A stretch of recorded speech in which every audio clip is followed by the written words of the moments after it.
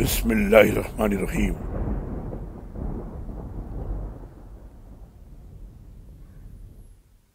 جس شخص کو اللہ ہدایت دینا چاہے اس کا سینہ اسلام کے لیے کھول دیتا ہے، اور جسے گمراہ کرنا چاہے اس کے سینے میں اتنی گھٹن پیدا کر دیتا ہے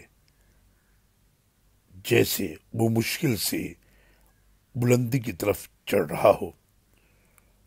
اور جو لوگ ایمان نہیں لاتے، اللہ تعالیٰ اسی طرح ان پر حق سے فرار و نفرت کی خباثت مسلط کر دیتا ہے۔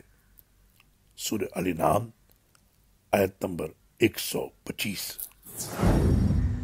اللہ